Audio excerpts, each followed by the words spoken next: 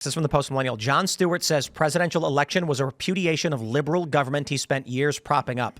An overly regulated system that is no longer responsive or delivering for the needs of the people. So you got Charlemagne the God coming out, changing his tune, saying maybe the Democrats lied to me about Trump being a fascist. You got Joe and Micah trying to meet with Donald Trump. You got Bill Maher coming out and saying, oh, these Democrats, oh boy, I can't stand them. All of these liberal personalities begging to be let into the fold. And the ratings of these channels collapsing. I'd be willing to bet Jon Stewart's ratings are in the gutter. You know, he resurrected his Daily Show to come back for this election cycle. Yep. I bet his ratings are gutter trash, and he knows it. CNN's are in the gutter. New York Post confirms. We've seen all that data. MSNBC's in the gutter. Meanwhile, Fox News is up. Conservatives are up. And once again, we'll shine a light over on our good friend David Pakman, who put out a video after the election saying he was losing subscribers like crazy, as were many of these other liberal personalities. This is the culture shift. Yeah, I think that the people that have been vehemently anti-Donald Trump and anti-right, saying that the right is full of all these bad people and all of this just negative opinion about anyone on the right, I think that they realized, because of not just because of the election of Donald Trump, but the fact that everything in the country had a right lean this election. So the House was taken, the Senate was taken. If you look at all of the districts and all of the people all of the elections that went on, everything swung to the right. And I think that even if they're not like, oh, we're going to be right wing now, we're going to start, just saying, supply side economics are good and family values are important. Even if they're not going to do that,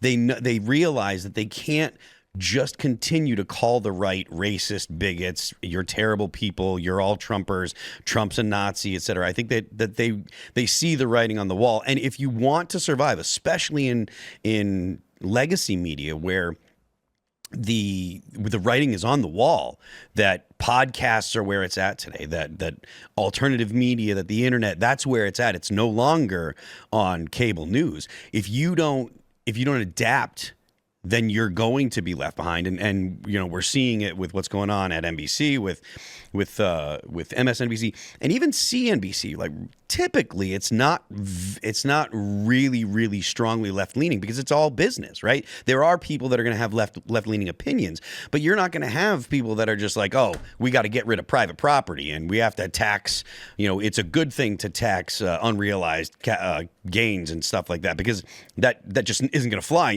on a business channel. Even there, seeing the effects from NBC. So I think that it's probably writing's probably on the wall. Are we having fun watching these personalities grovel, basically? Of course we are.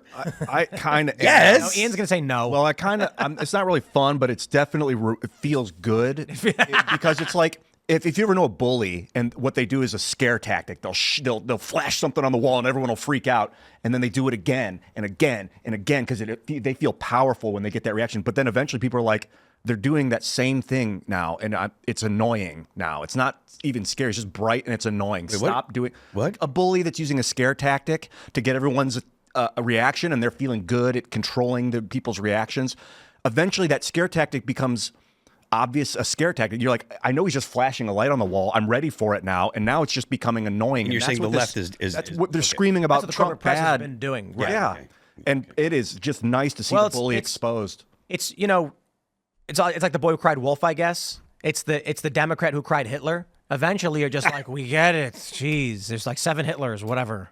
Well, let's zoom out really fast. Let's speak of the apparatus or the platform that is media. And when you launch a platform, you have to decide who you're going to speak to and what your goals are. Okay. So either it is to get viewership and get money, or it is to push an agenda, or maybe a combination of both. And it seemed like mainstream media, especially leftist mainstream media, didn't want viewers. They weren't thinking about the dollars. They were trying to use their platform to push an agenda. We saw that during the Trump years. We saw that before Trump got elected in 2016. And that, to me, let's go backwards really fast. What do people want from media? What people want from media is, number one, information without bias and the truth.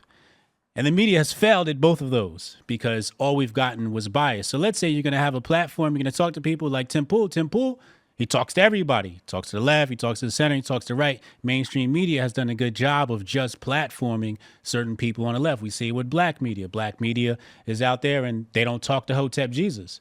Tim Pool have a Hotep Jesus on. So what we're seeing is a complete bias, and people are like, well, we're not getting the full picture here. Then you have the election and you see the popular vote and you go, oh, the people have spoken with their votes, et cetera, right?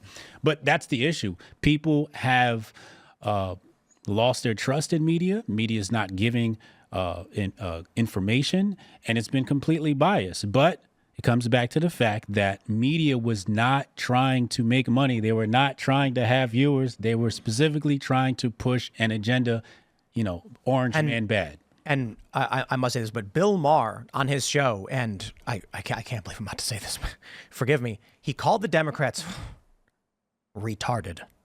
Oof, that hurt to say. I'm so sorry, everybody. I'm sorry, YouTube viewers at home. But he said those words. Yeah. Leave it to Bill Maher. He said Democrats were like a royal family that had become incestuous and had retarded children. Wow, yeah. And he's like, that's for sure. And you know what?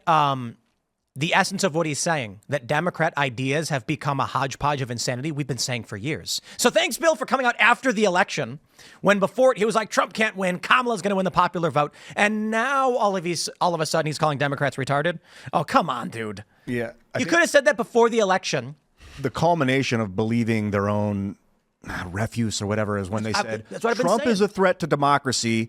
Our candidate has been installed without a Democratic primary by our super delegate, whatever, imperial strategy.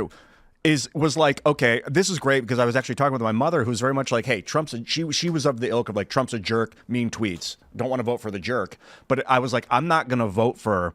First of all, they're saying that he's a threat to democracy while they install a candidate and become a very big threat to democracy. Accuse your opponent of what you're doing, which was a Nazi tactic. Not only are they doing that, but they're not only are they blaming them, but they're doing it. And so, and she's now just fully on board, fully understands the manipulation of that sect, that weird minority in the American population. Just look at these moral cowards, okay? Because I'll give credit to every single Trump supporter and every single post-liberal or disaffected liberal who had no problem saying after Joe Biden won the election, I'm not on board with there were servers and Dominion and all that conspiracy stuff. That felt like a big cope. I certainly don't think it was. Let's just say the bellwethers were off. There's a lot of questions about the 2020 election I'm fine with. But I do think Democrats largely just ballot harvested and changed the rules in order to win. After that happened, I didn't say, I supported Joe Biden the whole time. I mean, Democratic Party is what it's always been. I was like, Trump is still right. Joe Biden is terrible. He's a warmonger. And I have no problem saying that, even if we're losing. But look at these people. We come around and we win the popular vote. We advocate for Trump the entire time. We have a primary process with strong candidates. We're fans of Vivek. Initially, we were fans of DeSantis, but his campaign went weird. And no one liked Nikki Haley. But it was a fierce primary. Trump ends up winning, and we say, okay, we're going to get behind the candidate. Then, after Donald Trump wins, the other liberals all of a sudden now have found Donald Trump. They have found the absurdity of Democrats. They are moral cowards. And I say this. We want their audiences, and we want them giving us their whatever power or support they can. But we always must remember that these people are not to be trusted. Jon Stewart, Bill Maher, Micah, and Joe, they'll sell you out in 2 seconds when the wind changes. But for the time being, if they're going to sing the praises, it's yes, you can go on one knee now like you had all these athletes do and accept that we were right the whole time. And we're going to keep going. But regardless. And there's another segment. Their viewership's gone. Thanks for checking out this clip from Timcast IRL. Make sure to watch the show live Monday through Friday at 8 p.m. Subscribe to this channel, and we will see you all there.